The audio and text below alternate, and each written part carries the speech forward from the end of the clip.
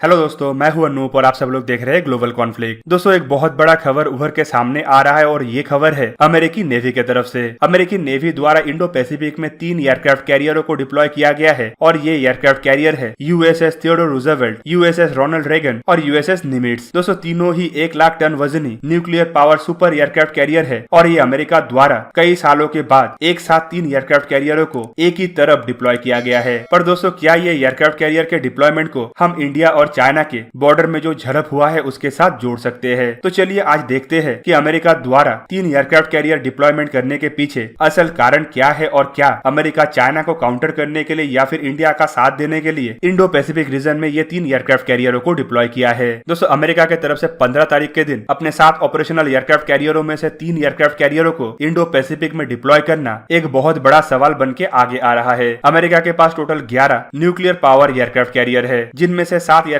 कैरियरों को America operational रखता है, जबकि बाकी के एयरक्राफ्ट कैरियरों को मेंटेनेंस या ओवरहेलिंग के लिए या फिर ऐसे ही बेस में रखा जाता है। पर 7 में से 3 एयरक्राफ्ट कैरियर सिर्फ एक ही समुद्र में डिप्लॉय करना एक बहुत बड़ा बात है और इससे पहले अमेरिका द्वारा ऐसा काम नॉर्थ कोरिया द्वारा परमाणु हथियारों के परीक्षण के बाद किया गया था। पर डिप्लॉयमेंट के बाद अमेरिकी नेवी के 7th फ्लीट मतलब सबसे बड़े फ्लीट के कमांडर रायन मॉम्सन के तरफ से ANI को बताया गया है कि यह डिप्लॉयमेंट किसी भी तरीके का कोई भी पॉलिटिकल एनवायरमेंट को देखते हुए या फिर दुनिया में चलने वाले घटनाओं को देखते हुए नहीं किया गया है, बल्कि ये डिप्लॉयमेंट अमेरिकी नेवी के ऑपरेशनल रेडीनेस और ऑपरेशनल प्रिपेयर्डनेस को दर्शाते हुए किया गया है। मतलब अमेरिकी नेवी की तरफ से बता दिया गया है कि यह डिप्लॉयमेंट इंडो चाइना कॉन्फ्लिक्ट को देखते हुए नहीं किया गया, बल्कि ये अमेरिका का खुद का नेशनल इंटरेस्ट में किया गया है। और दोस्तों, इसे इंडिया और चाइना के झड़प के साथ इसीलिए भी जोड़ा नहीं जा सकता है क्योंकि इंडिया और चाइना के बीच में जो सबसे बड़ा झड़प हुआ है वो है 15 तारीख और 16 तारीख के रात के दरमियान, जबकि इससे पहले दोनों देशों के तरफ से ही ये बताया जा रहा था कि बातचीत के द्वारा इसे सॉल्व किया जा रहा है और बातचीत पॉजिटिव तरीके से आगे बढ़ रहा है।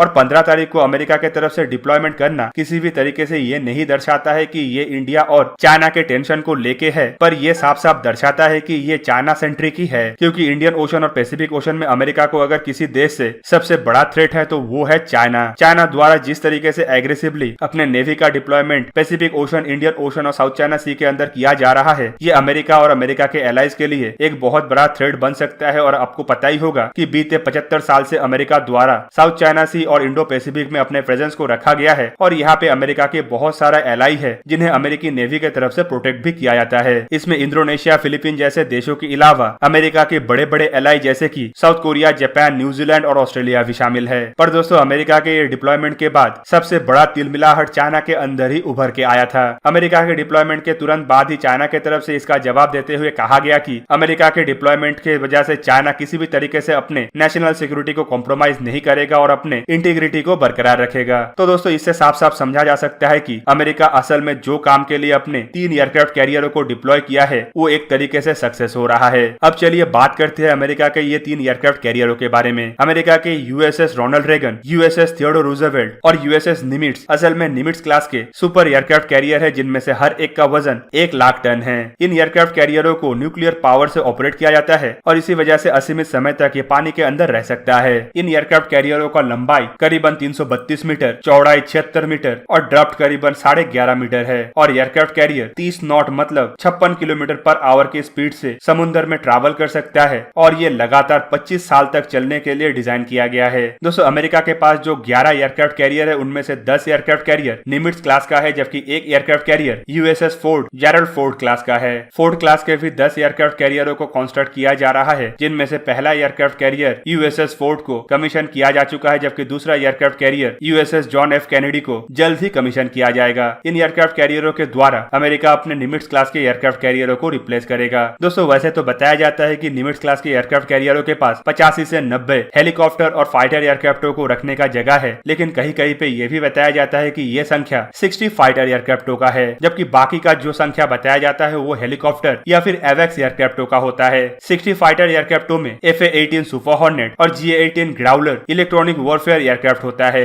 तो दोस्तों, इससे आप लोग समझ सकते होंगे कि अमेरिका द्वारा पैसिफिक और इंडियन ओशन के अंदर किस तरीके का भारी भरकम डिप्लॉयमेंट किया गया है, जिनमें 3 एयरक्राफ्ट कैरियर के साथ साथ 3 कैरियर स्ट्राइक ग्रुप और करीबन 180 से अधिक फाइटर एयरक्राफ्ट शामिल होगा। इसके अलावा जो कैरियर स्ट्राइक ग्रुप है उसमें भारी भरकम और बड़े आकार के डिस्ट्रॉयर और अन्य जहाज भी शामिल है। और दोस्तों, अब सवाल उठता है कि अमेरिका द्वारा अगर भारत के सपोर्ट में या फिर भारत के मुद्दे को देखते हुए इन एयरक्राफ्ट कैरियरों का डिप्लॉयमेंट नहीं किया गया है तो असल में इसके पीछे मकसद क्या है। तो आप सबको पता ही होगा कि चाइना के तरफ से इंडिया के साथ जिस तरीके का लद्दाख में बर्ताव किया जा रहा है, मतलब घुसपैठ का कोशिश और जमीन हड़पने का कोशिश किया जा रहा है, वैसे ही हरकत साउथ चाइना सी के अंदर भी चाइना के द्वारा कुछ महीनों से बहुत हद तक बढ़ा दिया गया है। और साउथ चाइना सी के अंदर है अमेरिका के सबसे बड़े बड़े एलाई जो टोटली अमेरिका के ऊपर डिपेंड करता है। इन देशों के अंदर अमेरिका के नेवी आए दिन एक्सरसाइज करता रहता है और अपने जहाजों को भी भेजता रहता है। और ऐसे समय में जब चाइना की तरफ से इन देशों को थ्रेट किया जा रहा है तो अमेरिका के ऊपर ही इन देशों को प्रोटेक्ट करने का जिम्मेदारी आता है। पर महामारी का आड़ लेते हुए चाइना की तरफ से जिस तरीके से अपने थ्रेट पोस्चरिंग को बढ़ाया गया, उस समय अमेरिका के जहाज समुद्र के अंदर इतने एग्रेसिवली इसीलिए नहीं आ पाया क्योंकि अमेरिका के नेवी के ऊपर भी इस महामारी का असर पड़ा था, जिसके वजह से नेवी के 2 एयरक्राफ्ट कैरियरों को बेस में ही महीने भर रहना पड़ा। पर इस महामारी का असर हटने के बाद अब अमेरिका की तरफ से चाइना को जवाब देने के लिए अपने डिप्लॉयमेंट को मजबूत किया गया है। साथ ही साथ इस डिप्लॉयमेंट को और स्ट्रॉन्ग करने के लिए तीसरे जहाज यूएसएस निमिट्ज को भी इस एरिया में बुलाया गया, जबकि सुनने को यह भी आ रहा है कि इन जहाजों के अलावा अमेरिका के इंडो पैसिफिक कमांड के अंदर आने वाले बाकी जहाज और 7th फ्लीट के अंदर भी आने वाले जहाजों को भी एक्टिव रोल में रखा गया है, जिनके द्वारा आए दिन पेट्रोलिंग और सर्वेलेंस किया जा रहा है। साथ ही साथ चाइना के हर एक एक्टिविटी के ऊपर नजर रखा जा रहा है। तो दोस्तों, आप लोगों को क्या लगता है कि अमेरिका के ये भारी भरकम डिप्लॉयमेंट चाइना को समुद्र के अंदर कितना हद तक धकेलने के लिए कामयाब होगा? कमेंट करके जरूर बताइए। और अगर वीडियो अच्छा लगा हो तो चैनल को लाइक कीजिए, साथ ही साथ पास में बना हुआ बेल आइकन को भी प्रेस कर दीजिए, जिससे आप लोग मेरे वीडियो को देख पाएंगे सबसे पहले। जय हिंद।